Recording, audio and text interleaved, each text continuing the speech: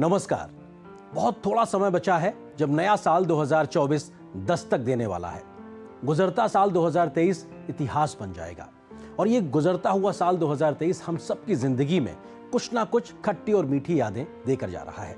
और यही गुजरता हुआ साल 2023 एक देश के नाते हिंदुस्तान के हिस्से भी बहुत बड़ी उपलब्धियां भी देकर जा रहा है, तो कुछ ऐसी घटनाएं भी देकर जा रहा है जिन्हें शायद कभी भुलाया नहीं जा सकता। तो कैसा रहा साल 2023 हिंदुस्तान के लिहाज से? आइए देखते हैं हमारा यह खास कार्यक्रम भारत 2023 यादें। गुजर रहा साल 2023 हिंदुस्तान के हिस्से में बहुत बड़ी बड़ी उपलब्धियां देकर जा रहा है। जिन्होंने इतिहास लिख दिया है तो आने वाले भविष्य के लिए नई संभावनाओं के नए द्वार भी खोल दिए हैं। कैसी रही हैं ये तमाम उपलब्धियां और संभावनाएं, देखिए मेरी सहयोगी ममता चोपड़ा की यह खास रिपोर्ट। वर्ष 2023 कई ऐसी ऐतिहासिक पहल का साक्षी बना जो भारत को विश्व पटल पर स्थापित करती नजर आई। विभिन्न क्षेत्रों में भारत की ऐसी ऐतिहासिक उपलब्धियों पर एक नजर। आर्थिक चुनौतियों, भू राजनीतिक संघर्ष के बीच विश्व के समक्ष भारत ने कई अहम कूटनीतिक पहल और आयोजनों के माध्यम से अपनी छाप अंकित की। G20 के अध्यक्ष के तौर पर वसुधैव कुटुंबकम की सोच के साथ भारत ने विश्व के समक्ष कायम की मिसाल। अफ्रीका बना G20 का सदस्य, दिल्ली घोषणा पत्र बना भारत की कूटनीतिक ताकत का साक्षी। 2 voice of global south summits के आयोजन के साथ भारत ग्लोबल साउथ की मुखर आवाज बनकर उभरा। भारत के प्रस्ताव पर संयुक्त राष्ट्र ने वर्ष 2023 को इंटरनेशनल ईयर ऑफ मिलेट्स के रूप में घोषित किया और विश्व ने मोटे अनाज के विषय में जाना। नवीन ढांचागत पहल के माध्यम से नव संकल्पों की ओर अग्रसर नया भारत, जिसकी नई पहचान गढ़ रही है। वर्ष 2023 में नवनिर्मित भव्य इमारतें, देश को मिली नई संसद। 28 मई को राष्ट्र के नाम समर्पित हुई संसद की नई इमारत, आजाद भारत के इतिहास का एक स्वर्णिम पहलू, नया संसद भवन। 26 जुलाई को दिल्ली के प्रगति मैदान में भव्य विश्व स्तरीय परिसर भारत मंडपम का हुआ उद्घाटन, जो आज के भारत की पहचान बन रहा है। दिल्ली के द्वारका में स्थित यशोभूमि दुनिया के सबसे बड़े international convention and expo centre में शुमार, जिसका उद्घाटन हुआ 17 सितंबर को। 20 अक्टूबर देश के पहले regional rapid transit system Delhi Ghaziabad Meerut corridor का हुआ शुभारंभ। इसकी रैपिड ट्रेन्स को नाम मिला नमो भारत। सूरत डायमंड बोर्स दुनिया का सबसे बड़ा कॉर्पोरेट ऑफिस, जो आधुनिक भारत की क्षमता प्रदर्शित कर रहा है। वर्ष 2023 में विज्ञान और तकनीक के क्षेत्र में भारत के बढ़ते कदमों को दुनिया ने सलाम किया। सूरज चांद भी इसके गवाह बने। अगस्त 23 इसरो ने रचा इतिहास। चांद के दक्षिणी ध्रुव पर चंद्रयान 3 ने किया सॉफ्ट लैंड और भारत बना चांद के दक्षिणी छोर पर पहुंचने वाला दुनिया का पहला देश। 2 सितंबर देश के पहले सौर मिशन आदित्य L1 का भारत ने किया सफल प्रक्षेपण। गुजरात में काकरापार परमाणु ऊर्जा परियोजना ने भारत का पहला स्वदेशी रूप से विकसित 700 मेगावाट परमाणु ऊर्जा रिएक्टर का परिचालन हुआ शुरू। साल 2023 में रक्षा क्षेत्र ने छुए नए आयाम। आत्मनिर्भर भारत को मिला बल। हथियारों का रिकॉर्ड निर्यात 16,000 करोड़ रुपए के साथ 2023 में भारतीय हथियारों का निर्यात पहुंचा रिकॉर्ड स्तर पर। स्वदेशी निर्माताओं को भारत के इतिहास में मिला सबसे बड़ा ऑर्डर। रक्षा खरीद परिषद ने करीब 2 लाख करोड़ रुपए के सौदों की खरीद को दी मंजूरी। देश में रक्षा उत्पादन का मूल्य पहली बार 1 लाख करोड़ रुपए को पार कर गया। महिलाओं के लिए वर्ष 2023 ऐतिहासिक अधिकार लेकर आया। 29 सितंबर कई दशकों की प्रतीक्षा के बाद नारी शक्ति बंधन बना कानून। देश की आधी आबादी को मिला लोकसभा विधानसभाओं में आरक्षण का अधिकार। अर्थव्यवस्था के मोर्चे पर 2023 में मंदी से जूझ रहे विश्व में आर्थिक महाशक्ति बनने की ओर अग्रसर है भारत। इस वर्ष भारत के शेयर बाजार ने पहली बार छुआ $4 ट्रिलियन का बाजार मूल्य। सेंसेक्स ने पहली बार 72,000 का आंकड़ा किया पार। 1,12,718 स्टार्टअप्स के साथ भारत वैश्विक स्तर पर स्टार्टअप्स के लिए तीसरा सबसे बड़ा पारिस्थितिकी तंत्र बनकर उभरा। खेल जगत में भी 2023 में भारत ने रचा इतिहास। एशियाई खेलों में पहली बार भारत ने मेडल का लगाया शतक। अपने नाम किए कुल 107 पदक। भारतीय पैरा एथलीटों ने भी एशियाई पैरा खेलों में 111 पदकों के साथ किया अब तक का सर्वश्रेष्ठ प्रदर्शन।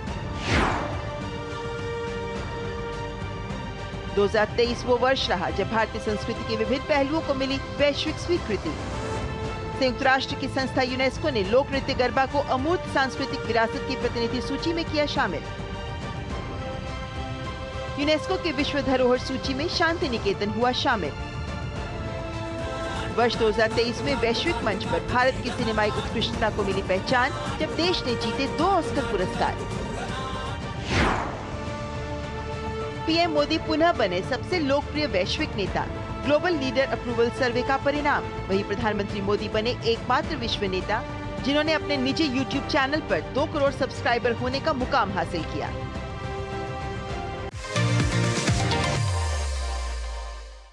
दुनिया का सबसे बड़ा लोकतंत्र हिंदुस्तान गुजरते साल 2023 में तमाम बड़ी राजनीतिक घटनाओं का साक्षी रहा। कई राज्यों के विधानसभा चुनाव ने इतिहास लिखा तो मोदी सरकार के द्वारा पास किए गए बड़े बड़े कानून जिनका देश दशकों से इंतजार कर रहा था, उन्होंने भी जमकर सुर्खियां बटोरी। राजनीति के मोर्चे पर कैसा रहा साल 2023, इस पर देखिए मेरे सहयोगी शैलेंद्र मिश्र की यह खास रिपोर्ट।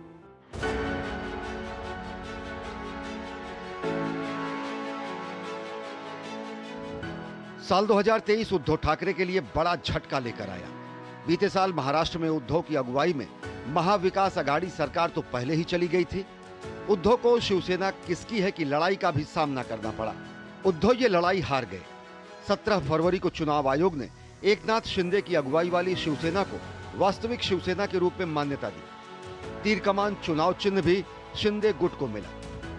जुलाई महीने में एनसीपी नेता शरद पवार को भी करारा झटका लगा। भतीजे अजित पवार ने एनसीपी पर दावा करते हुए शिंदे सरकार से हाथ मिलाने का फैसला किया।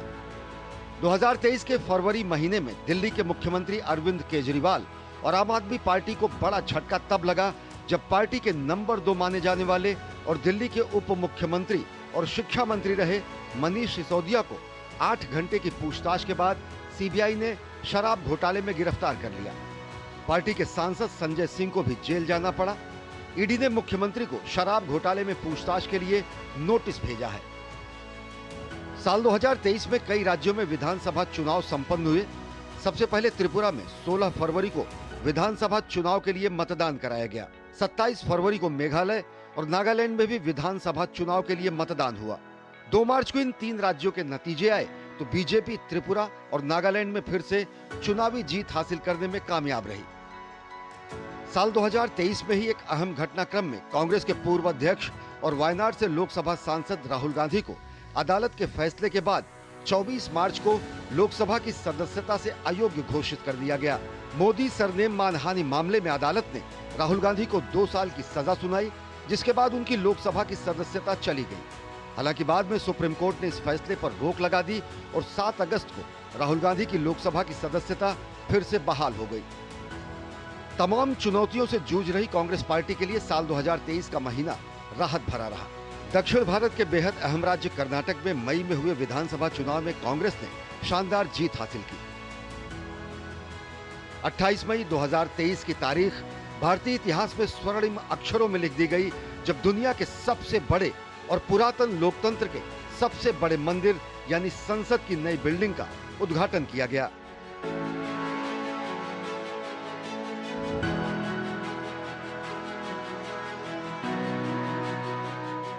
दो 2023 के जुलाई महीने में 26 दलों ने राष्ट्रीय स्तर पर प्रधानमंत्री नरेंद्र मोदी और बीजेपी से मुकाबला करने के लिए एक गठबंधन का ऐलान किया, जिसे इंडिया गठबंधन का नाम दिया गया।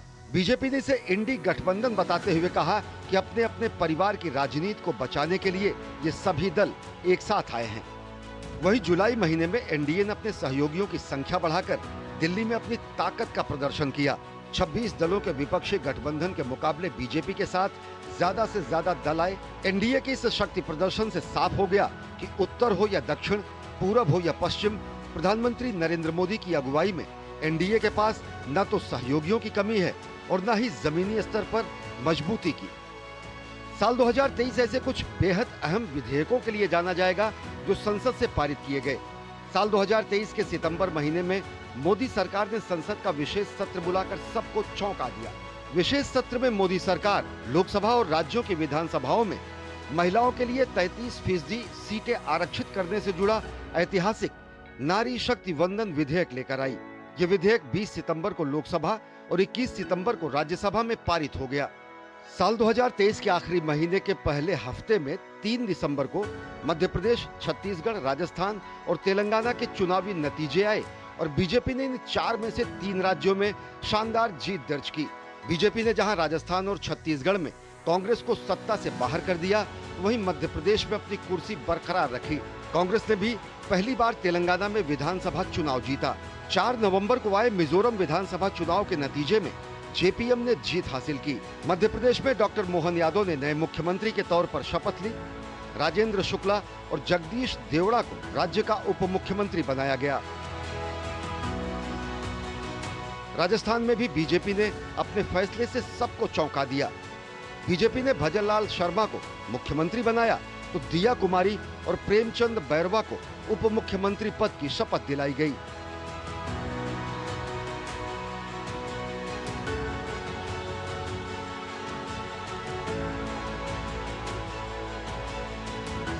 दिसंबर महीने में एक तरफ विपक्षी गठबंधन के बीच मतभेद की खबरें बार बार सामने आ रही थी, तो वहीं इन नेताओं ने आगे की रणनीति को तय करने के लिए दिल्ली में अहम बैठक की। 22 और 23 दिसंबर को बीजेपी ने दिल्ली में 2024 के आम चुनाव के मद्देनजर बड़ी बैठक का आयोजन किया। बीजेपी के राष्ट्रीय पदाधिकारियों की इस बैठक में प्रधानमंत्री नरेंद्र मोदी भी शामिल हुए। बैठक में 2024 लोकसभा चुनाव में पार्टी के वोट प्रतिशत बढ़ाने और 2019 के मुकाबले अधिक सीटों पर जीत हासिल करने का लक्ष्य रखा गया।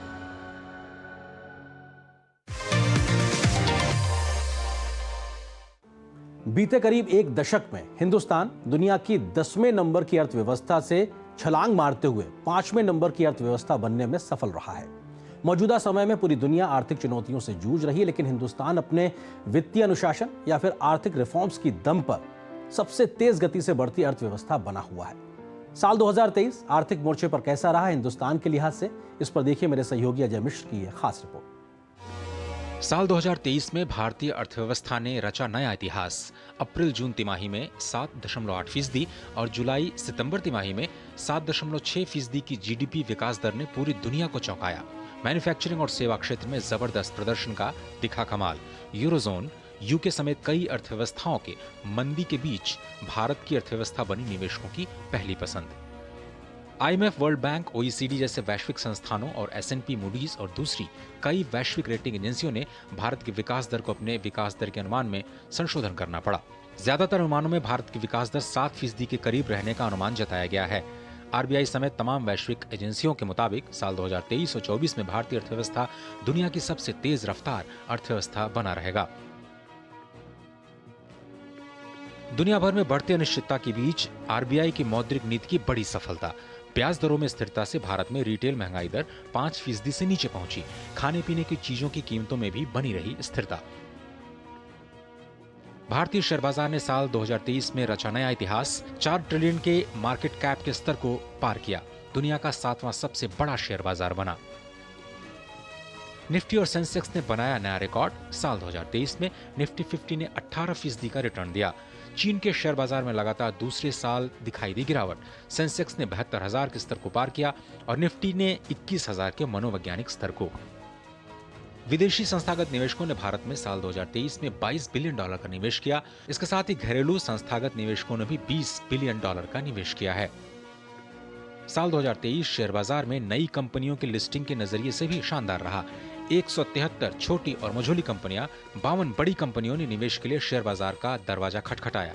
Tata technologies, Mankind pharma, IREDA जैसी कंपनियों ने आईपीओ में निवेशकों को जबरदस्त फायदा दिया।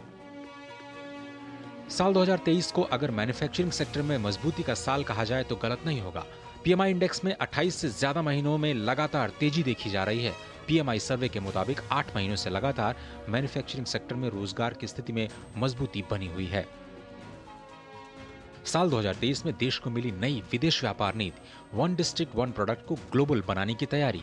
America, UK, UAE, Australia, Africa और आसियान क्षेत्र समेत कई देशों के साथ मुक्त व्यापार समझौते पर मिली बड़ी सफलता। यशोभूमि और भारत मंडपम जैसे विश्व स्तरीय बुनियादी ढांचा भी देश को समर्पित। सरकार के डिजिधन मिशन ने साल 2023 में बनाए कई नए रिकॉर्ड्स। अगस्त माह में 1000 करोड़ के ट्रांजैक्शंस हुए। यूपीआई के जरिए इस साल अब तक 8500 करोड़ से ज्यादा का लेन देन हो चुका है। G20 की अपनी अध्यक्षता में भारत ने दुनिया की अर्थनीति को नई दिशा दी। G20 ने आम सहमति से नई दिल्ली घोषणा पत्र पर 100 से भारत के वैश्विक एजेंडे का समर्थन किया, जिसमें भारत ग्लोबल साउथ की एक मजबूत आवाज बनकर उभरा। देश के 50 से ज्यादा शहरों में 200 से ज्यादा बैठकों के जरिए G20 के एजेंडे पर सहमति बनाने की भरपूर कोशिश हुई। वित्त मंत्री निर्मला सीतारमण और आरबीआई गवर्नर शक्तिकांत दास के नेतृत्व में फाइनेंस ट्रैक की 35 बैठकों में एमडीबी रिफॉर्म्स और क्रिप्टो करेंसी के रेगुलेशन जैसे वैश्विक मुद्दों पर सहमति बनी। देश में मैन्युफैक्चरिंग को मिली वैश्विक पहचान। 14 सेक्टर्स में पीएलआई स्कीम से निवेश और रोजगार को मिला बढ़ावा। 95,000 करोड़ रुपए के निवेश से 6,40,000 से ज्यादा लोगों को मिला रोजगार का फायदा। देश के अन्नदाताओं के लिहाज से भी साल 2023 बहुत खास रहा। बीज से लेकर बाजार तक मोदी सरकार देश के किसानों के साथ खड़ी नजर आई। तो कृषि परियोजनाओं को विस्तार दिया गया, एमएसपी बढ़ाकर किसानों की आय को बढ़ाया गया, तकनीक के आधार पर किसानों को संबल दिया गया। तो वो हर संभव प्रयास किया गया जिससे किसानों की आय को दोगुना करने या उससे ज्यादा बढ़ाने का हर संभव प्रयास किया जा सके। खेती के मोर्चे पर कैसा रहा साल 2023, इस पर देखिए मेरे सहयोगी ओपी यादव की एक खास रिपोर्ट। देश की 65% से अधिक आबादी कृषि और उससे जुड़े उद्योगों पर निर्भर है, जिनकी आजीविका का मुख्य आर्थिक आधार खेती किसानी है। ऐसे में केंद्र सरकार देश के किसानों को वित्तीय रूप से मजबूत करने के लिए मिशन मोड पर काम कर रही है। साल 2014 में देश की बागडोर संभालने के बाद ही प्रधानमंत्री नरेंद्र मोदी ने कृषि मंत्रालय का नाम बदलकर कृषि एवं किसान कल्याण मंत्रालय कर दिया, जिससे अन्नदाता के कल्याण और विकास की कई महत्वाकांक्षी योजनाएं धरातल पर लाई जा सकें। और अब इनका फायदा देश के गांव, गरीब और किसानों को मिल रहा है और उनकी आर्थिक तरक्की सुनिश्चित हो रही है। अलविदा होते साल 2023 के बारे में आकलन करें तो पूरे साल देश में किसानों को केंद्र सरकार से बहुत कुछ मिला। इस दौरान कृषि जगत को केंद्र सरकार ने कई सौगात दी। किसान प्रेरित योजनाओं का आगाज साल 2023 के शुरुआत में ही हो गया। केंद्रीय बजट में 2023-2024 के दौरान कृषि क्षेत्र के लिए 20 लाख करोड़ रुपए तक की ऋण सुविधा दी गई और इसके बाद यह सिलसिला पूरे साल जारी रहा। साल भर में करीब 20 लाख किसान क्रेडिट कार्ड बांटे गए और किसान डिजिटल पब्लिक इंफ्रास्ट्रक्चर भी तैयार किया गया। युवाओं के लिए रोजगार के साथ साथ स्टार्टअप के लिए एग्री स्टार्टअप को बढ़ावा दिया गया। नवाचारों को बढ़ावा देते हुए ड्रोन तकनीक को व्यापक स्वरूप प्रदान किया गया। मोटे अनाज को बढ़ावा देने के लिए श्री अन्न योजना शुरू की गई और देश विदेश में जागरूकता कार्यक्रम भी आयोजित किए गए। बागवानी की उपज के लिए 2200 करोड़ रुपए से अधिक की राशि आवंटित की गई, जिसका लाभ फल एवं बागवानी से जुड़े किसानों को मिला। श्वेत क्रांति के बाद अब देश नीली क्रांति की ओर अग्रसर है। प्रधानमंत्री मत्स्य संपदा की नई उपयोजना के जरिए 6000 करोड़ रुपए का निवेश किया गया। सहकार से समृद्धि की संकल्पना को साकार करने के लिए सहकारी समितियों, डेयरी सहकारी समितियों को बढ़ावा दिया गया। करीब 2516 करोड़ रुपए के निवेश से 63,000 प्राथमिक कृषि ऋण समितियों का कंप्यूटरीकरण किया गया, जिससे सहकारी समितियों की कार्यशैली में अधिक पारदर्शिता आई। भारत सरकार द्वारा लगातार किसान हित में फैसले लिए गए हैं। हमने बीज से बाजार तक किसानों के लिए नई व्यवस्थाओं का निर्माण किया है।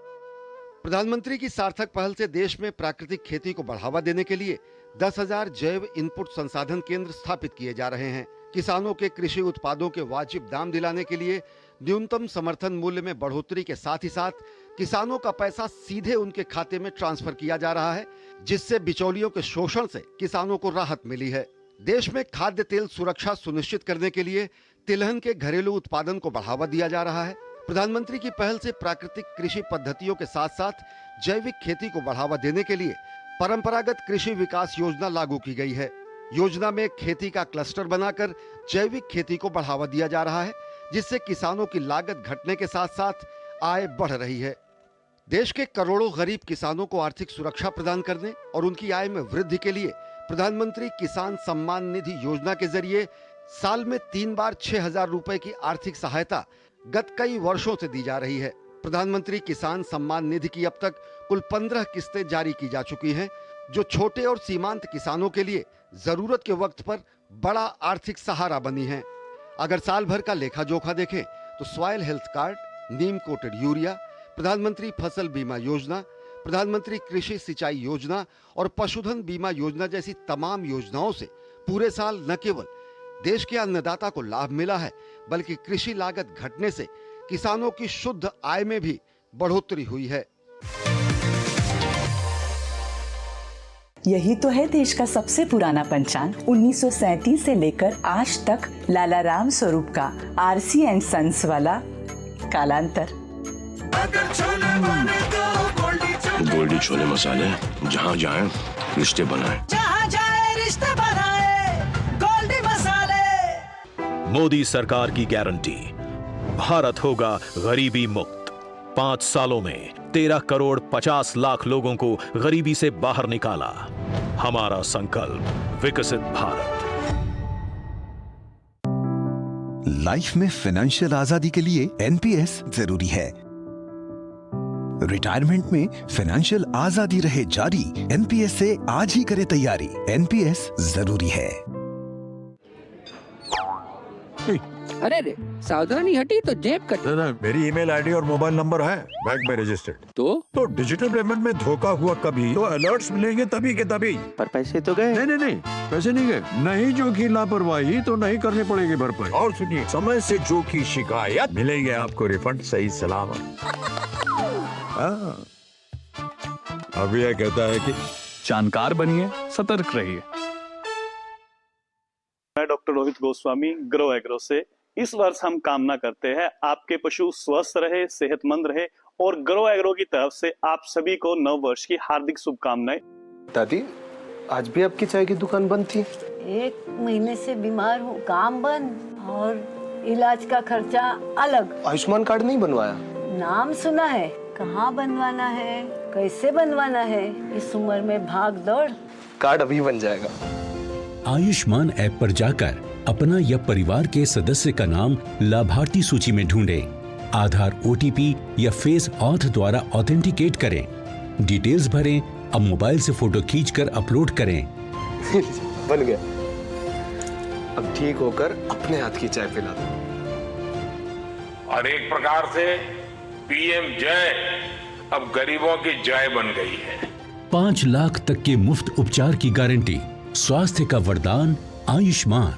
हम अपना भविष्य खुद बनाएंगे, हम अपना भाग्य खुद तय करेंगे। भविष्य का भारत आप ही के हाथों में है। अब भी मौका है देश के निर्माण में एकजुट होने का। वो कहते हैं ना, देर आए दुरुस्त आए। करदाता कृपया ध्यान दें, यदि आपने अब तक निर्धारण वर्ष 2023-24 की अपनी टैक्स रिटर्न फाइल नहीं की है तो लेट फीस के साथ 31 दिसंबर 2023 तक आप अपनी टैक्स रिटर्न फाइल कर सकते हैं। और यदि आपने निर्धारण वर्ष 2023-24 की अपनी टैक्स रिटर्न ड्यू डेट से पहले फाइल की थी तो आप अपनी रिवाइज्ड रिटर्न बिना लेट फीस के 31 दिसंबर 2023 तक फाइल कर सकते हैं। याद रखें, निर्धारण वर्ष 2023-24 की टैक्स रिटर्न भरने की अंतिम तिथि है 31 दिसंबर 2023। प्रत्येक आय करदाता एक राष्ट्र निर्माता। स्वास्थ्य के मोर्चे पर भी लगभग 1 दशक में बहुत बड़े रिफॉर्म्स हिंदुस्तान में देखने को मिले हैं, जिसकी वजह से स्वास्थ्य के ढांचे में एक बहुत बड़ा सुधार देखने को मिला है। तो स्वास्थ्य सेवाओं के विस्तार से हर एक आम व्यक्ति तक पहुंचने की कोशिश की गई है। गुजरता साल 2023 भी स्वस्थ भारत के सपने को पूरा करने में महत्वपूर्ण रोल अदा करता नजर आया। कैसा रहा स्वास्थ्य के मोर्चे पर साल 2023, इस पर देखिए मेरे सहयोगी नितेंद्र सिंह की यह खास रिपोर्ट। साल 2023 स्वास्थ्य क्षेत्र के लिहाज से कई मायनों में खास रहा। इस साल PM मोदी ने पहली बार संयुक्त राष्ट्र संघ के मुख्यालय में अंतर्राष्ट्रीय योग दिवस का नेतृत्व किया। इस योग सत्र में अमेरिका के साथ साथ दुनिया भर के लोगों ने हिस्सा लिया। साल 2023 जनजातीय समुदाय के स्वास्थ्य के लिहाज से भी अहम रहा। जनजातीय समुदाय में पीढ़ी दर पीढ़ी चलने वाली बीमारी सिकल सेल एनीमिया को खत्म करने का संकल्प सरकार ने लिया है। इसके लिए राष्ट्रीय सिकल सेल एनीमिया मुक्त अभियान की शुरुआत हुई। जिसके तहत 2047 तक सिकल सेल एनीमिया के उन्मूलन का लक्ष्य रखा गया है। पीएम मोदी ने इस अभियान की शुरुआत मध्य प्रदेश के शहडोल जिला से की। इस अभियान के तहत देश के 278 जिलों में 40 साल की 7 करोड़ आबादी की जांच होगी और उन्हें विशेष कार्ड दिए जाएंगे। देश और दुनिया में नर्सिंग क्षेत्र में बढ़ती मांग को देखते हुए सरकार ने 157 नए नर्सिंग कॉलेज खोलने का फैसला लिया। इससे न केवल नर्सिंग क्षेत्र के छात्रों को बल्कि नर्सिंग के एकेडमिक क्षेत्र से जुड़े लोगों को भी रोजगार के अवसर मुहैया होंगे। इस साल कैबिनेट ने मेडिकल डिवाइस पॉलिसी को मंजूरी दी। इस पॉलिसी के तहत सभी मेडिकल डिवाइस इंडस्ट्री को आगे बढ़ाया जाएगा और एक व्यापक सिस्टम के तहत मेडिकल डिवाइस बनाए जाएंगे ताकि देश में मेडिकल डिवाइस इंडस्ट्री को बढ़ावा मिल सके और मेडिकल डिवाइस के आयात पर निर्भरता कम हो। 2023 आयुष्मान भारत के लाभार्थियों के लिए भी खास रहा। इस साल आयुष्मान भव अभियान चलाया गया ताकि आयुष्मान भारत के लाभार्थियों का कार्ड उनके घर के समीप ही बन सके। इस अभियान के तहत करीब 13 लाख आयुष्मान मेलों का आयोजन हुआ, जिसमें 10 करोड़ से ज्यादा लोगों ने हिस्सा लिया। आयुष्मान भव अभियान के तहत 3 करोड़ 75 लाख आयुष्मान कार्ड बने और 4 करोड़ से ज्यादा आभा कार्ड। इस अभियान के दौरान 90,000 से ज्यादा लोगों ने अंगदान की शपथ भी ली। देश में 2014 से पहले 51,000 MBBS की सीटें थी और आज 1 लाख से ज्यादा ऐसी सीटें हैं। 2015 में 400 मेडिकल कॉलेज थे तो आज 700 से ज्यादा हैं। देश के 447 जिलों में अब कम से कम 1 मेडिकल कॉलेज है। भारत ने सबसे कम दामों में सबसे उपयुक्त आपातकालीन मेडिकल रिस्पॉन्स सिस्टम भीष्म तैयार कर लिया है। आरोग्य मैत्री के तहत इससे पूरी दुनिया को लाभ मिलेगा। यह एक ऐसी संकल्पना है जो मेडिकल इमरजेंसी की स्थिति में कम समय में कम कीमतों पर लोगों को स्वास्थ्य सुविधा देने में सक्षम है। ये साल मेडिकल क्षेत्र में ड्रोन के उपयोग के लिए भी जाना जाएगा। एम्स ऋषिकेश से उत्तराखंड के टिहरी जिला अस्पताल में ड्रोन के जरिए टीबी की दवाएं पहुंचाई गई। ICMR ने भी ड्रोन टेक्नोलॉजी का परीक्षण किया। इस साल भारत के स्वास्थ्य क्षेत्र का डंका विदेशों में भी बजा।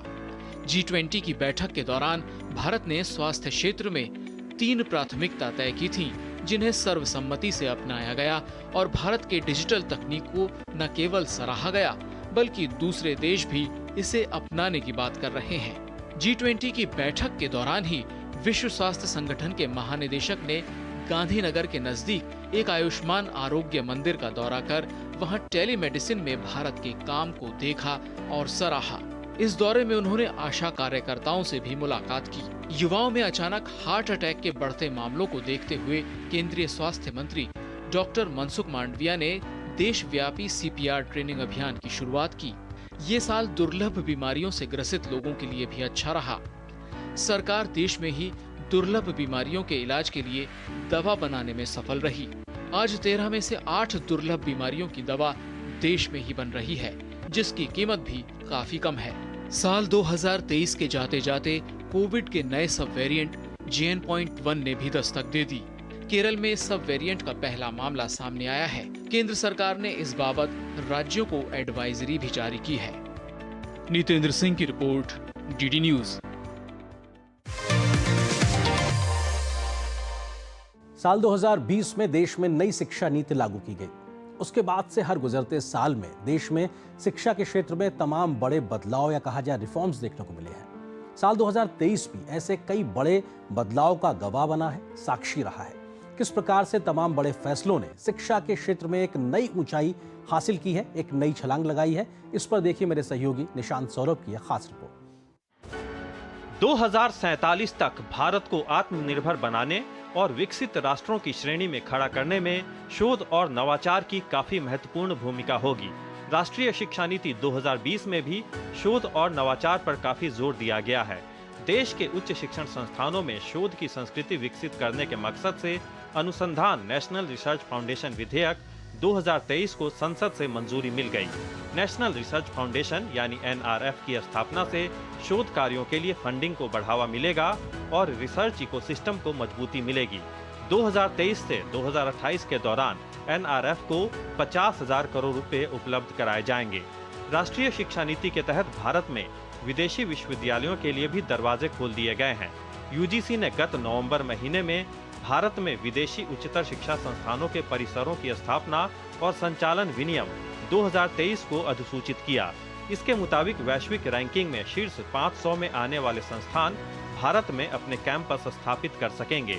यूजीसी के ये विनियम स्नातक, स्नातकोत्तर, डॉक्टरेट और पोस्ट डॉक्टरेट स्तर पर सर्टिफिकेट, डिग्री, डिप्लोमा पाठ्यक्रम संचालित करने वाले विदेशी उच्चतर शिक्षण संस्थानों के कैंपस के लिए लागू होंगे। शीर्ष विदेशी विश्वविद्यालय के कैंपस भारत में खुलने से प्रतिभावान भारतीय छात्रों को देश में ही सस्ती और गुणवत्तापूर्ण शिक्षा हासिल हो सकेगी। दुनिया के कई विश्वविद्यालय भारत में अपने कैंपस खोलने के लिए रुचि दिखा रहे हैं। हाल ही में ऑस्ट्रेलिया के 2 प्रमुख विश्वविद्यालयों वोलोंगोंग और डीकिन विश्वविद्यालयों ने गांधीनगर के गिफ्ट सिटी में अपने कैंपस खोलने की घोषणा की है। दुनिया के शीर्ष विश्वविद्यालयों के भारत में कैंपस खोलने से भारत को एक आकर्षक वैश्विक अध्ययन केंद्र बनाने में मदद मिलेगी। साथ ही राष्ट्रीय शिक्षा नीति 2020 में परिकल्पित भारतीय उच्चतर शिक्षा के अंतर्राष्ट्रीयकरण की दिशा में ये महत्वपूर्ण कदम साबित होगा। इसके अलावा IIT जैसे देश के शीर्ष संस्थानों को अन्य देशों में कैंपस खोलने के लिए प्रोत्साहित किया जा रहा है। इसी के तहत इस साल IIT मद्रास ने ज़ांज़िबार तंजानिया और IIT दिल्ली ने अबू धाबी में कैंपस खोलने का निर्णय लिया। IIT मद्रास के ज़ांज़िबार कैंपस में अक्टूबर महीने से पहले शैक्षणिक सत्र की कक्षाएं भी शुरू हो गईं। इसके साथ ही IIT मद्रास अपना अंतर्राष्ट्रीय कैंपस खोलने वाला पहला भारतीय उच्च शिक्षण संस्थान बन गया। पिछले कुछ सालों में वैश्विक रैंकिंग में भारतीय संस्थानों का दबदबा लगातार बढ़ रहा है। इस साल पहली बार 45 भारतीय संस्थानों को QS वर्ल्ड यूनिवर्सिटी रैंकिंग में जगह मिली, जबकि पिछले साल 41 भारतीय संस्थानों को ही रैंकिंग में जगह मिली थी। देश का शीर्ष इंजीनियरिंग संस्थान IIT Bombay QS world university ranking में पहली बार शीर्ष 150 में शामिल हुआ। इसके अलावा QS एशिया यूनिवर्सिटी रैंकिंग में भी इस साल चीन और जापान को पीछे छोड़कर सबसे अधिक 148 भारतीय विश्वविद्यालयों को जगह मिली। पिछले साल 118 भारतीय विश्वविद्यालयों को QS एशिया यूनिवर्सिटी रैंकिंग में जगह मिली थी। विभिन्न सरकारी पहलों की वजह से उच्च शिक्षा की चाह रखने वाले छात्रों को अब पैसे की कोई दिक्कत नहीं हो रही। उच्च शिक्षा के लिए एजुकेशन लोन लेने वाले छात्रों की संख्या में लगातार इजाफा हो रहा है। चालू वित्त वर्ष में अप्रैल से अक्टूबर के बीच एजुकेशन लोन में पिछले साल के मुकाबले 20.6% की उल्लेखनीय वृद्धि देखने को मिली है। पिछले साल के 96,853 करोड़ रुपए के मुकाबले इस वित्त वर्ष में एजुकेशन लोन 1,10,715 करोड़ रुपए तक पहुंच गया, जो पिछले 5 साल में सर्वाधिक है। आदिवासी समुदाय तक गुणवत्तापूर्ण उच्च शिक्षा की पहुंच बढ़ाने के मकसद से केंद्र सरकार ने इस साल महत्वपूर्ण निर्णय लिया। संसद के शीतकालीन सत्र में तेलंगाना के मुलुगु में सम्मक्का सरक्का सेंट्रल ट्राइबल यूनिवर्सिटी की स्थापना से संबंधित केंद्रीय विश्वविद्यालय संशोधन विधेयक 2023 पारित हुआ। ये विश्वविद्यालय 889 करोड़ रुपए की लागत से स्थापित किया जाएगा। ये विश्वविद्यालय जनजातीय कला, संस्कृति, रीति रिवाज एवं पारंपरिक ज्ञान प्रणाली जैसे विषयों में आदिवासी समुदायों के बीच अनुसंधान को बढ़ावा देगा।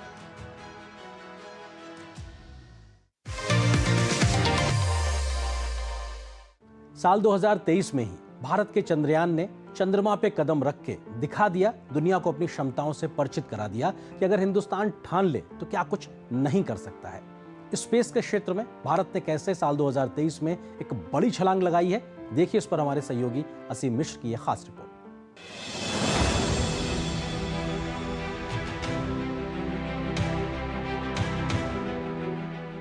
भारतीय वैज्ञानिकों के लिए ये साल बहुत ही यादगार रहा। साल 2023 अंतरिक्ष की दुनिया में ऐसी कई उपलब्धियां देकर गया जिन्होंने दुनिया भर को भारत की ताकत का एहसास कराया।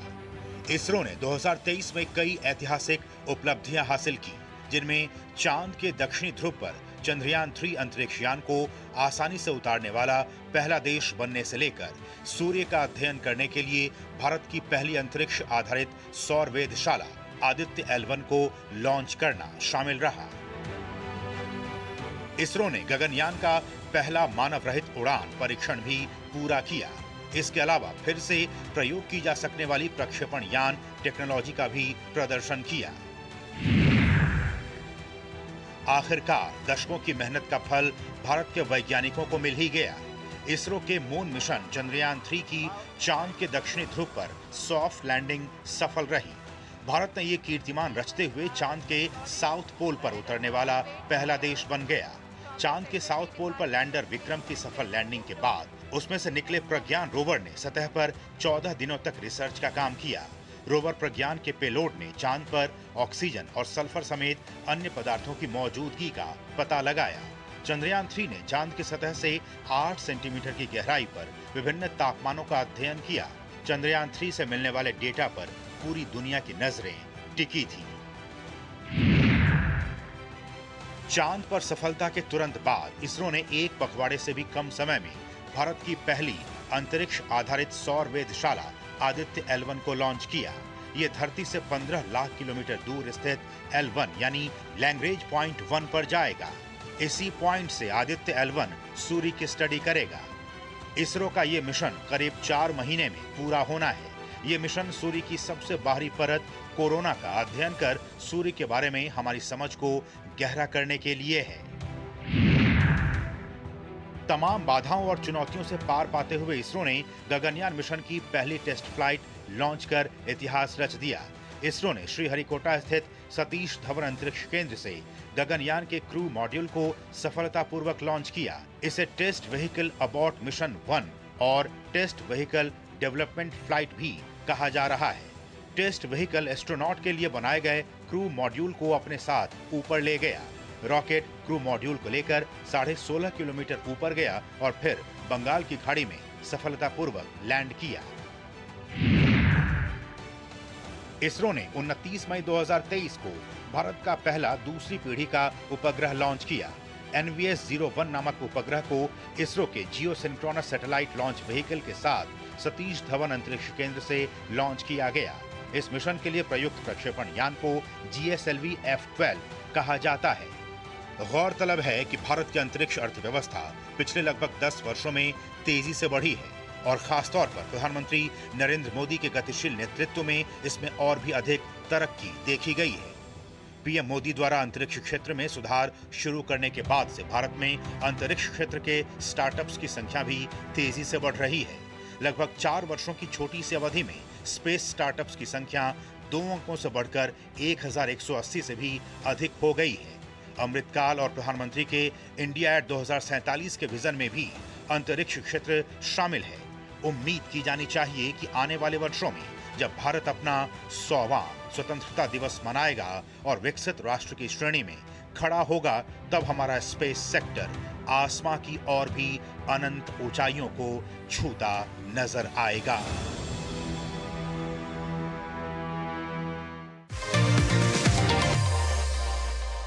मैं doctor Rohit Goswami grow agro से। इस वर्ष हम कामना करते हैं आपके पशु स्वस्थ रहे, सेहतमंद रहे और ग्रो एग्रो की तरफ से आप सभी को नव वर्ष की हार्दिक शुभकामनाएं। गोल्डी छोले मसाले, जहाँ जाए रिश्ते बनाए, जहाँ जाए रिश्ते बनाए, गोल्डी मसाले। लाइफ में फाइनेंशियल आजादी के लिए एनपीएस जरूरी है। रिटायरमेंट में फाइनेंशियल आजादी रहे जारी, एनपीएस से आज ही करे तैयारी। एनपीएस जरूरी है। मोदी सरकार की गारंटी, हर गरीब का मुफ्त इलाज। 55 करोड़ लोगों को दी हर साल 5 लाख रुपए तक के मुफ्त इलाज की निश्चिंतता। हमारा संकल्प विकसित भारत। हम अपना भविष्य खुद बनाएंगे, हम अपना भाग्य खुद तय करेंगे। भविष्य का भारत आप ही के हाथों में है। अब भी मौका है देश के निर्माण में एकजुट होने का। वो कहते हैं ना, देर आए दुरुस्त आए। करदाता कृपया ध्यान दें, यदि आपने अब तक निर्धारण वर्ष 2023-24 की अपनी टैक्स रिटर्न फाइल नहीं की है, तो लेट फीस के साथ 31 दिसंबर 2023 तक आप अपनी टैक्स रिटर्न फाइल कर सकते हैं। और यदि आपने निर्धारण वर्ष 2023-24 की अपनी टैक्स रिटर्न ड्यू डेट से पहले फाइल की थी, तो आप अपनी रिवाइज्ड रिटर्न बिना लेट फीस के 31 दिसंबर 2023 तक फाइल कर सकते हैं। याद रखें, निर्धारण वर्ष 2023-24 की टैक्स रिटर्न भरने की अंतिम तिथि है 31 दिसंबर 2023। प्रत्येक आय करदाता एक राष्ट्र निर्माता। देख, पवन आ गया। पवन वहाँ क्यों बैठा है? तुझे उसे टीबी है। और भाई, लास्ट बेंच का मजा अकेले अकेले। पता है ना, मुझे टीबी है। चल चल, तुझे पता है ना, इलाज का असर शुरू होने के बाद टीबी के इन्फेक्शन का डर नहीं रहता। टिफिन में क्या है?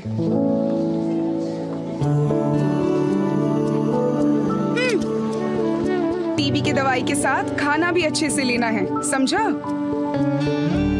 अपनों का जोड़ है टीबी का तोड़, तो फिर भेदभाव क्यों? टीबी के इलाज में अपनों का साथ दें। यही तो है देश का सबसे पुराना पंचांग। 1937 से लेकर आज तक लाला राम स्वरूप का आरसी एंड सन्स वाला कालांतर। देश में सामाजिक आर्थिक मोर्चे पे हासिल की जा रही उपलब्धियों का डंका आज दुनिया भर में बज रहा है। G20 के सफल आयोजन के बाद से आज पूरी दुनिया हिंदुस्तान की ओर देख रही है। वैश्विक चुनौतियों का समाधान आज हिंदुस्तान दुनिया को दे रहा है। प्रधानमंत्री मोदी की वैश्विक नेता के तौर पर स्वीकार्यता लगातार बढ़ती जा रही है। विदेश नीति के मोर्चे पर कैसा रहा साल 2023, मेरी सहयोगी मेघना देव की यह खास रिपोर्ट।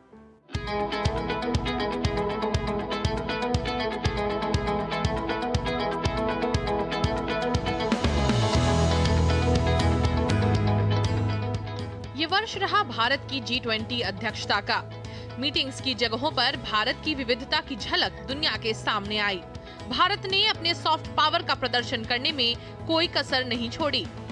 G20 अध्यक्षता के पहले voice of the global south शिखर सम्मेलन का आयोजन भी भारत की अध्यक्षता में हुआ और भारतीय अध्यक्षता में ही अफ्रीकी संघ को G20 के स्थायी सदस्य के रूप में जगह मिली। शिखर सम्मेलन के दौरान भारत मध्य पूर्व यूरोप आर्थिक गलियारा समझौते और वैश्विक जैव ईंधन गठबंधन महत्वपूर्ण रहा। नवंबर में भारत ने G20 वर्चुअल समिट का आयोजन भी किया। ये वर्ष प्रधानमंत्री मोदी के विदेश यात्राओं के लिहाज से भी महत्वपूर्ण रहा। प्रधानमंत्री मोदी जापान यात्रा के दौरान G7 शिखर सम्मेलन में शामिल हुए और तीसरे क्वाड राजनेता शिखर सम्मेलन में भी हिस्सा लिया। पीएम मोदी की पापुआ न्यू गिनी की यात्रा ऐतिहासिक रही।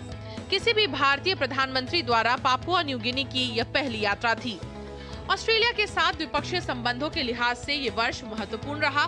साल की शुरुआत में ऑस्ट्रेलियाई प्रधानमंत्री भारत आए थे और उसके बाद प्रधानमंत्री मोदी की सिडनी यात्रा बेहद अहम रही, जहां प्रधानमंत्री मोदी ने सीईओ और व्यापार जगत की प्रमुख हस्तियों के साथ बैठक की और भारतीय समुदाय से भी मिले। इस वर्ष प्रधानमंत्री मोदी अमेरिका और मिस्र की यात्रा पर भी गए। प्रधानमंत्री ने न्यूयॉर्क में 21 जून को संयुक्त राष्ट्र मुख्यालय में संयुक्त राष्ट्र के नेतृत्व और अंतर्राष्ट्रीय समुदाय के सदस्यों के साथ अंतर्राष्ट्रीय योग दिवस मनाया। इस यात्रा में प्रधानमंत्री मोदी ने अमेरिकी कांग्रेस के संयुक्त सत्र को भी संबोधित किया, जिसके दौरान प्रधानमंत्री नरेंद्र मोदी का कई स्टैंडिंग ओवेशन और 70 से भी अधिक बार तालियों की गड़गड़ाहट के साथ अभिनंदन किया गया। There have been even more momentous development in another AI, America and India. The scope of our cooperation is endless. The potential of our synergy is limitless. And the chemistry in our relations is effortless. We stand at a new dawn in our relationship that will not only shape the destiny of our two nations, but also that of the world. इस वर्ष France और Abu Dhabi की यात्रा भी अहम रही। प्रधानमंत्री मोदी ने फ्रांस में बैस्टिल डे परेड में मुख्य अतिथि के तौर पर शिरकत की। प्रधानमंत्री मोदी ने अबू धाबी का भी दौरा किया और इसके साथ ही COP28 में भी हिस्सा लेने के लिए फिर से संयुक्त अरब अमीरात पहुंचे। अगस्त में पीएम मोदी ने दक्षिण अफ्रीका की अध्यक्षता में आयोजित 15वें ब्रिक्स समिट में भी हिस्सा लिया। जोहानिसबर्ग में अपने प्रवास के दौरान प्रधानमंत्री मोदी ने ब्रिक्स अफ्रीका आउटरीच और ब्रिक्स प्लस डायलॉग कार्यक्रम में भी हिस्सा लिया। पीएम मोदी की ग्रीस यात्रा भी ऐतिहासिक रही। हालांकि ये पीएम मोदी की पहली यात्रा थी, लेकिन इसके साथ ही पीएम मोदी 40 वर्षों बाद ग्रीस की यात्रा करने वाले पहले भारतीय प्रधानमंत्री बने। भारत ने इस वर्ष भी अपने इवैक्यूएशन मिशन की फहरिस्त में कुछ और सफल मिशन जोड़े। सूडान में फंसे अपने नागरिकों को वापस लाने के लिए भारत ने शुरू किया ऑपरेशन कावेरी, जिसके अंतर्गत भारतीय नागरिकों को सूडान के अलग अलग हिस्सों से पोर्ट सूडान ले जाया गया, जहां से उन्हें भारत वापस पहुंचाया गया। इस वर्ष की शुरुआत में ही तुर्की में आए भयावह भूकंप के बाद भारत ने ऑपरेशन दोस्त चलाकर दोस्ती की मिसाल पेश की। ऑपरेशन दोस्त में राष्ट्रीय आपदा मोचन बल के कई कर्मचारी शामिल हुए, जिन्होंने भूकंप प्रभावित तुर्की और सीरिया में अपनी कार्यकुशलता का परिचय दिया। तिरंगा लेकर हम जहां भी पहुंचते हैं वहां एक आश्वासन मिल जाता है, अब भारत की टीमें आ चुकी हैं। इसलिए आज दुनिया भर में भारत के प्रति एक सद्भावना है। इस वर्ष भारत ने फिलिस्तीन और पापुआ न्यू गिनी में भी मानवीय सहायता भेजने का काम किया है। प्रधानमंत्री मोदी को इस वर्ष कई देशों ने अपने सर्वोच्च सम्मान से नवाजा है। पापुआ न्यू गिनी का Grand Companion of the Order of Logohu, मिस्र का Order of the Nile, France का सर्वोच्च पुरस्कार Grand Cross of the Legion of Honour से प्रधानमंत्री मोदी को सम्मानित किया गया है। ग्रीस ने भी प्रधानमंत्री मोदी को Grand Cross of the Order of Honour से विभूषित किया। ये वर्ष वैश्विक लिहाज से भारत के लिए बेहद अहम रहा है। G20 और SCO की अध्यक्षता, India Australia 2+2 dialogue, India US 2+2 dialogue और उसके साथ ही कई वैश्विक नेताओं की भारत यात्रा इस वर्ष सुर्खियों में रहे हैं। आने वाला वर्ष भी भारत की कूटनीति के लिए अहम होने वाला है। बदलते वैश्विक परिदृश्य में जहां भारत ग्लोबल साउथ की आवाज बन रहा है, वहीं मल्टीलैटरल फोरम्स में भारत हर मोर्चे पर स्थिर और स्पष्ट नजर आ रहा है। मेघना देव की report, DD news.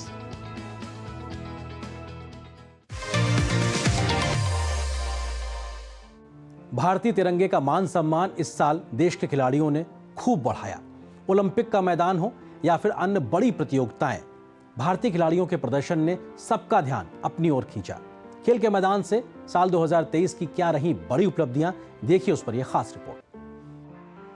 Asian games 2023 Bharat के लिए ऐतिहासिक रहा। एशियन गेम्स के 72 सालों के इतिहास में ये पहली बार रहा जब भारत ने 100 से ज्यादा पदक जीते। भारत ने कुल 107 पदक अपने नाम किए। ये इन खेलों में भारत का सर्वश्रेष्ठ प्रदर्शन रहा। भारतीय दल ने इस बार 28 गोल्ड मेडल भी अपने नाम किए। गोल्ड जीतने के लिहाज से भी इस बार का एशियन गेम्स भारत के लिए सर्वश्रेष्ठ रहा। बैडमिंटन के पुरुष डबल्स इवेंट में सात्विक और चिराग ने एशियन गेम्स के इतिहास में भारत के लिए पहला स्वर्ण जीतकर इतिहास रच दिया। HS प्रणॉय 41 सालों में बैडमिंटन पुरुष सिंगल्स इवेंट में पदक लाने वाले पहले भारतीय बने। वहीं घुड़सवारी में भी भारत ने 41 साल के बाद ड्रेसाज प्रिक्स सेंट जॉर्जेस में गोल्ड मेडल जीतकर सफलता पाई। पुरुष हॉकी में भारत ने स्वर्ण पदक जीतकर पेरिस ओलंपिक के लिए क्वालिफाई किया। पैरा एशियन गेम्स में भारतीय एथलीटों ने ऐतिहासिक प्रदर्शन करते हुए पहली बार 29 स्वर्ण पदक, 31 रजत और 51 कांस्य पदक के साथ कुल 111 पदक जीते। ये पहली बार रहा जब भारत ने इन खेलों में 100 पदक जीतने का आंकड़ा पार किया। 2023 में वनडे विश्व कप का आयोजन भारत में हुआ।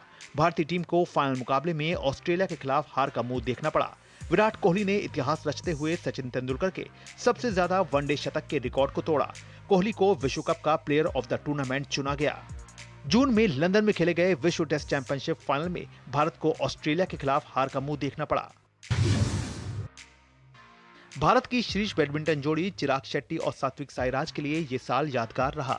दोनों ने Swiss open, Asia championship, Indonesia open, Korea open और एशियाई खेलों में ऐतिहासिक स्वर्ण पदक जीता और दुनिया की नंबर 1 जोड़ी बनी।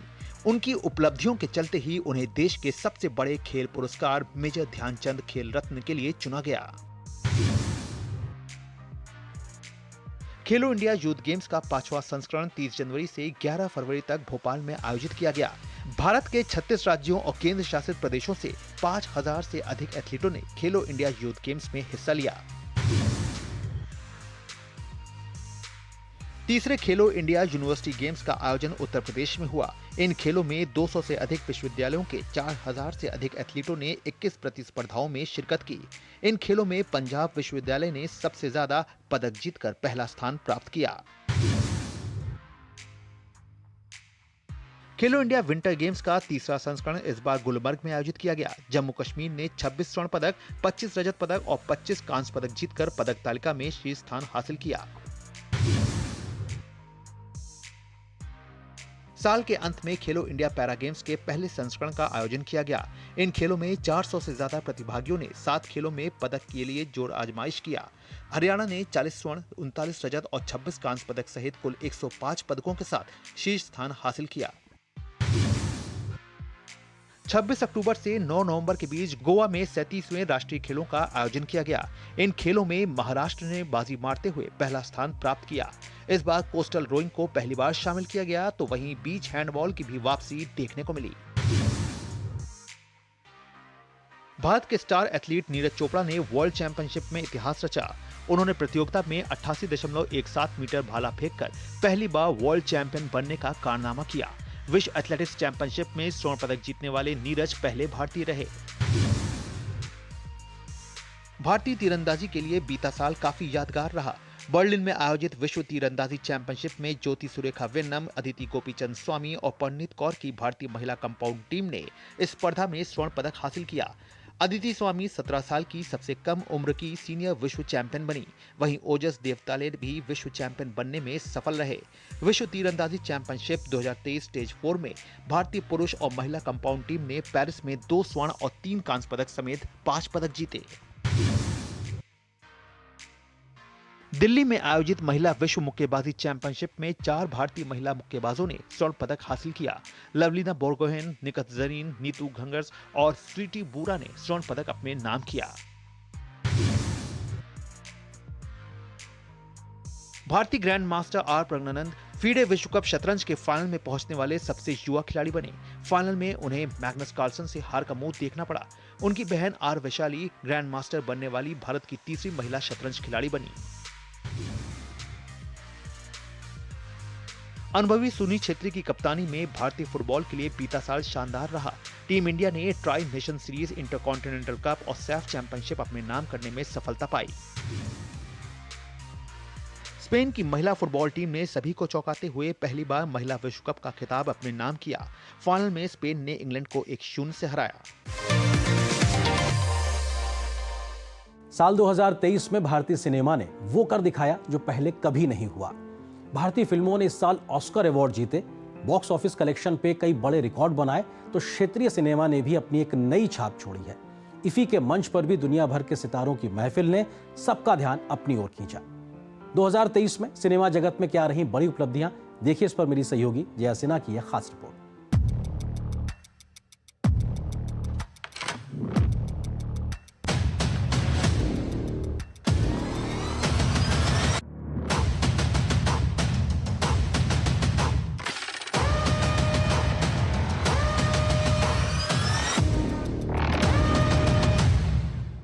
साल 2023 भारतीय सिनेमा के लिए ऐतिहासिक रहा।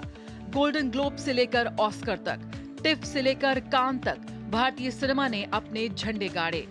साल की शुरुआत में ही नाटू नाटू के लिए MM कीरवानी ने जीता गोल्डन ग्लोब। नाटू नाटू ने best original motion picture song का गोल्डन ग्लोब हासिल किया। गोल्डन ग्लोब के बाद ऑस्कर्स में भी भारत का ही डंका बजा। एक नहीं 2 ऑस्कर आए भारत के खाते में।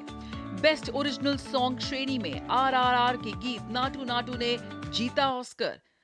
तो वहीं 95वें ऑस्कर सेरेमनी में नाटू नाटू का प्रदर्शन भी हुआ, जब इस धुन पर पूरा डॉल्बी थिएटर झूमता नजर आया।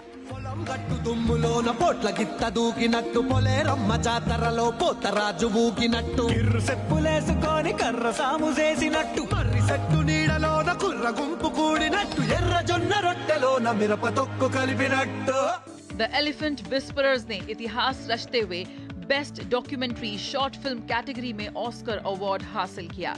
इस श्रेणी में ऑस्कर जीतने वाली पहली भारतीय शॉर्ट फिल्म बनी ये। इस साल सिनेमा का सर्वोच्च सम्मान दादा साहेब फाल्के पुरस्कार नवाजा गया प्रसिद्ध अभिनेत्री वहीदा रहमान को। 69वें राष्ट्रीय फिल्म पुरस्कारों में देश के कोने कोने से आई फिल्मों को मिला राष्ट्रीय सम्मान। अल्लू अर्जुन ने पुष्पा द राइज के लिए, आलिया भट्ट ने गंगूबाई काठियावाड़ी के लिए, कृति सनन को मिमी के लिए और माधवन ने रॉकेटरी नाम्बी इफेक्ट के लिए जीता अपना पहला राष्ट्रीय पुरस्कार। राष्ट्रीय पुरस्कारों में भी RRR की धूम रही, जिसने जीते 6 राष्ट्रीय सम्मान। तो वहीं सरदार उधम सिंह ने हासिल किए 5 राष्ट्रीय पुरस्कार। पंकज त्रिपाठी और पल्लवी जोशी ने सर्वश्रेष्ठ सह कलाकार का राष्ट्रीय पुरस्कार हासिल किया। इस साल मशहूर अभिनेत्री रवीना टंडन को मिला पद्मश्री पुरस्कार। संगीत निर्देशक MM कीरवानी को भी पद्म सम्मान से नवाजा गया। तो वहीं मरणोपरांत गायिका वाणी जयराम को पद्म सम्मान दिया गया। भारत के अंतर्राष्ट्रीय फिल्म महोत्सव का 54वां संस्करण याद किया जाएगा विश्व की सर्वश्रेष्ठ फिल्मों के प्रदर्शन के लिए। 54वां इफ्फी अभूतपूर्व उपलब्धियों से भरा रहा। दुनिया के श्रेष्ठ कलाकार अपनी श्रेष्ठ फिल्मों के साथ पहुंचे इफ्फी 2023 में। 75 क्रिएटिव माइंड्स ऑफ टुमारो का तीसरा सफल संस्करण हुआ इफ्फी 2023 में, तो वहीं मनोरंजन उद्योग के लिए सरकार ने की बड़ी पहल। विश्वविख्यात अभिनेता और निर्माता माइकल डगलस को सत्यजीत रे लाइफ टाइम अचीवमेंट अवार्ड से नवाजा गया। यकीनन इफ्फी 2023 सिनेमा का महाकुंभ साबित हुआ। बेहद शानदार और यादगार रहा सिनेमा का ये जश्न। 2023 में टूटे box office record, box office पर लौटी रौनक। जवान और पठान के साथ बॉक्स ऑफिस पर किंग खान ने फिर अपना जलवा बिखेरा। हिंदुस्तान का असली ब्लॉकबस्टर गदर 2, एनिमल, लियो, जेलर, पैन इंडिया फिल्मों ने जीता दर्शकों का प्यार। ये वो फिल्में रही जिन्होंने डोमेस्टिक ही नहीं ओवरसीज मार्केट्स पर भी धाक जमाई। कुल मिलाकर भारतीय सिनेमा के लिए साल 2023 हमेशा के लिए इतिहास के पन्नों में दर्ज हो गया। इस साल हिंदुस्तान के हिस्से बहुत बड़ी उपलब्धियां रही हैं, लेकिन कुछ कड़वी यादें भी ये 2023 हमको देकर जा रहा है। विभिन्न क्षेत्रों की बड़ी बड़ी शख्सियत जो इस साल हमें हमेशा हमेशा के लिए अलविदा कह के चले गए। ऐसे तमाम लोगों को हमारी भावभीनी श्रद्धांजलि।